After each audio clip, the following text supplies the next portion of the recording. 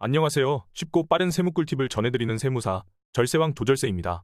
요즘 주식하시는 분들 중 애플, 구글, 테슬라 등 꾸준히 우상향하는 미국 기업들 덕분에 재미를 보신 분들을 주위에 많이들 보셨을 텐데요.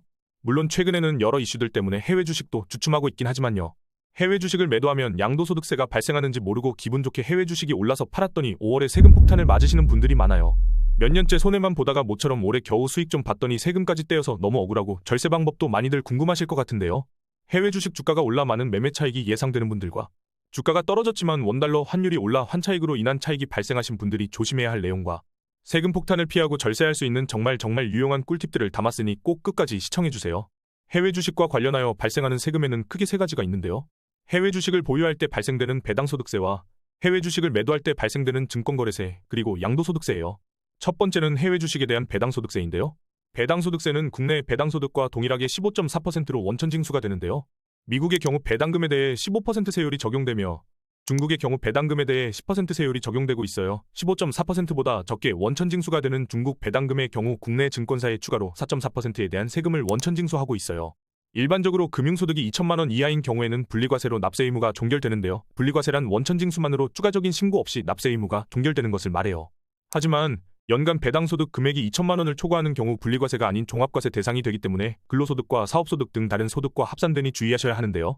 여기서 2천만 원 판단은 연간 세전 금융소득 합계금액이며 다른 소득과 합산하는 경우 지방세 포함 6.6%에서 49.5% 구간의 종합소득세 누진세율로 세금을 계산해요.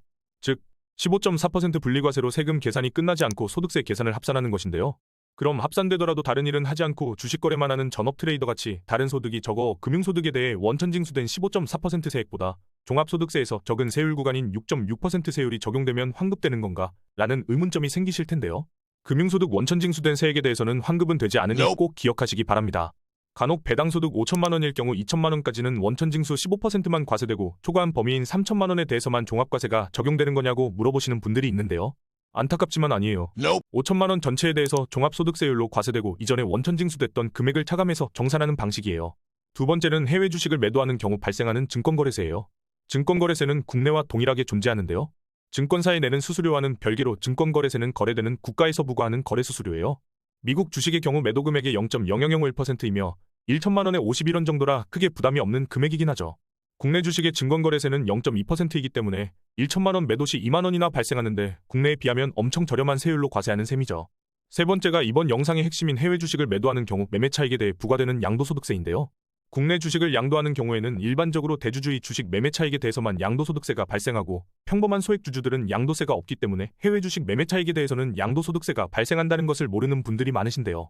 해외 주식 양도소득세는 세율이 무려 22%나 돼요. 다만 매매 차익 전부에 대해 과세하는 것이 아니라 매년 해외 주식 매매 차익의 250만 원까지는 공제를 해주고 있어요. 예를 들어 해외 주식 매매 차익이 500만 원인 경우 250만 원 공제되고 나머지 250만 원에 대해 22%가 부과되는 것이죠. 여기서 꼭 알고 가셔야 할 내용이 있기 때문에 좀 더 자세히 설명드릴게요.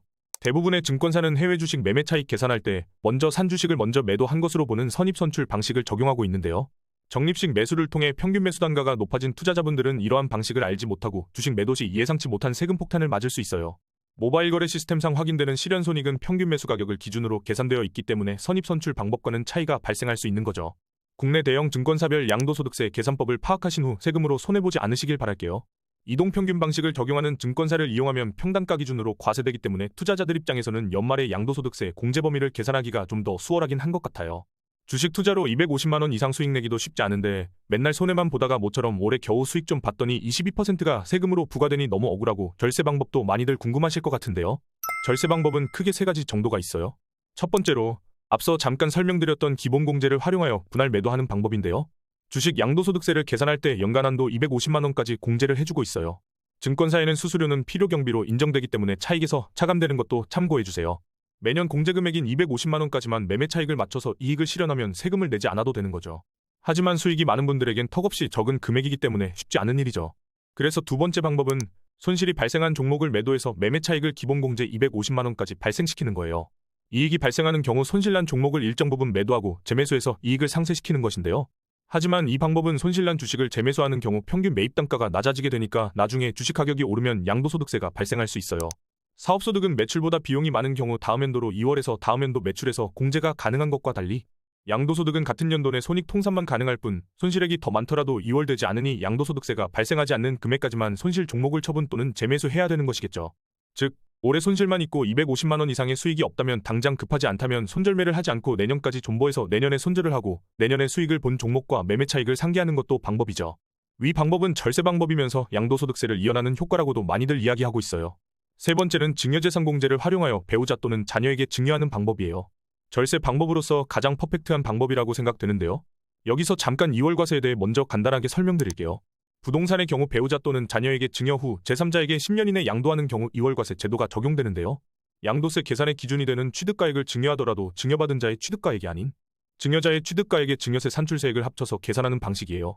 가족끼리 증여재산 공제를 통해 양도소득세를 절감시키는 것을 방지하기 위한 제도라고 생각하시면 될 것 같아요.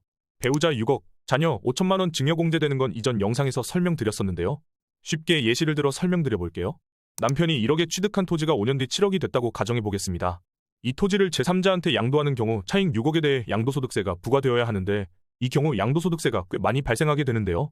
이를 회피하기 위해 배우자에게 증여하는 경우 6억 공제가 되는 점을 악용하여 배우자에게 7억인 토지를 증여하고 6억 공제를 받은 뒤 1억에 대해서만 증여세 1천만 원만 내는 것이죠. 하지만 이후 배우자가 증여받은 후 10년 이내 제3자에게 다시 7억에 양도하게 되면 배우자의 증여받은 가액인 7억으로 계산하는 경우 양도세가 0원이 되는 것이죠. 이러한 상황을 국가는 양도소득세 회피로 가정하여 증여받은 가액인 7억을 취득가액으로 보지 않고 증여한 사람의 취득가액인 1억으로 계산하게 되는 것이죠. 취득가액은 증여자의 취득가액으로 과세되니 증여 시점에 납부한 증여세는 양도소득세 계산 시 필요경비로 인정해주는 것이죠. 즉 남편이 최초 구매했던 취득가액 1억에서 아내가 증여받고 납부한 증여세 1천만 원을 더한 1억 1천만 원이 취득가액인 셈이고 아내가 제3자에게 7억에 다시 매도할 때 5억 9천만 원에 대한 양도세가 발생하는 거죠. 이러한 제도를 이월과세 제도라고 하는데요. 만약 현재 부동산 등이 취득하신 가액보다 많이 상승했고 10년 이내 양도할 생각이 없으신 분들은 이월과세 없이 절세할 수 있는 방법이 될 수도 있으니 꼭 세무사 상담을 통해서 절세 혜택 받으시기 바랄게요. 이월과세 관련 설명이 조금 길었는데요. 부동산과 달리 주식은 증여를 받고 팔아도 지금까지 설명드렸던 이월과세 제도가 적용되지 않는다는 게 세 번째 절세 방법의 핵심이에요. 증여받은 자는 증여 시점으로 취득가액이 형성되기 때문에 이후 매도 시 매매 차익이 많이 발생하지 않아 세금을 줄일 수 있어요. 앞선 사례를 해외 주식으로 대입해서 설명드려 볼게요. 남편이 1억에 산 구글 주식이 5년 뒤 7억이 됐어요. 그 다음 아내에게 그 주식을 증여하게 되면 배우자 공제 6억을 뺀 1억에 대해서만 증여세 1천만 원을 내면 되죠. 그 다음 배우자가 그 주식을 다시 매도하면 이때 취득가액은 부동산과 달리 최초 증여자가 취득한 금액이 아닌 배우자가 증여받은 시점의 가액인 7억이 되기 때문에 7억에 다시 매도하면 양도세가 발생하지 않는 거죠. 엄청난 절세 방법이 될 것 같지 않으신가요? 2023년부터 이러한 절세 방법에 제약이 생길 뻔했으나 개정 유예로 인해 2025년까지 적용 가능하기 때문에 절세 혜택을 누리시려는 분은 서둘러서 진행하세요. 그럼 해외 주식 증여하는 경우 증여재산가액 산정 방법은 어떻게 될까요? 주식의 경우 변동성이 많은 자산이기 때문에 증여받은 시점 전후 각각 2개월간 총 4개월의 종가평균으로 계산하여 증여재산가액을 산정하고 있어요. 몇 가지 궁금하실 만한 내용에 대해 Q&A 형식으로 설명드릴게요. 해외 주식 양도소득세 계산할 때 해외 주식 배당소득은 합산되나요? 배당소득은 금융소득이고 양도소득세는 다른 소득과 분류되는 분류과세이기 때문에 배당소득은 합산되지 않아요.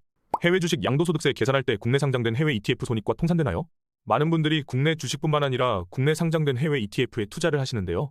국내 상장된 해외 ETF는 양도소득으로 과세되는 것이 아니라 배당소득세로 구분되기 때문에 해외 주식 매매 차익과 통산되지 않아요. 해외 주식 양도소득세 계산 시 국내 주식 매매 차익과 합산되나요? 일반적으로 대주주가 아닌 이상 소액주주가 상장 주식을 장내에서 양도한 경우에는 양도소득세 비과세 대상이니까 해외 주식과 합산되지 않아요. 해외 주식 양도소득세 신고기간은 언제인가요? 해외 주식 양도소득세는 종합소득세 신고기간과 같은 매년 5월 1일부터 5월 31일까지이며 꼭 신고하셔야 합니다. 많은 분들이 증권사를 통해 신고대행 서비스를 이용하고 계시는데요. 여러 증권사를 이용하고 계시다면 해외 주식 매매 내역서를 모아서 해외 주식 신고대행 증권사에 제출하시면 돼요. 오늘은 해외 주식과 관련된 세금에 대해 알아보았는데요. 오늘 내용이 어려우셨다면 딱 3가지만 기억해주세요. 1. 해외 주식의 매매 차익에는 양도소득세가 발생하니 절세 방법을 찾자. 2. 해외 주식의 양도 차익에 대해 250만 원까지는 세금이 발생하지 않는다. 손실 중인 종목을 최대한 활용하자. 3. 가족 간 증여 공제를 활용하자. 어렵게 벌어들인 해외 주식 차익에 대해 최대한 절세하셔서 불필요한 세금을 내는 일이 없기를 바랄게요. 오늘 내용은 여기까지예요. 영상 재밌게 보셨나요? 이번 영상으로 여러분은 해외 주식을 사고 팔 때 발생하는 세금을 아끼는 팁을 배우셨어요. 알려드린 팁들을 꼭 활용해서 절세하시길 바랄게요.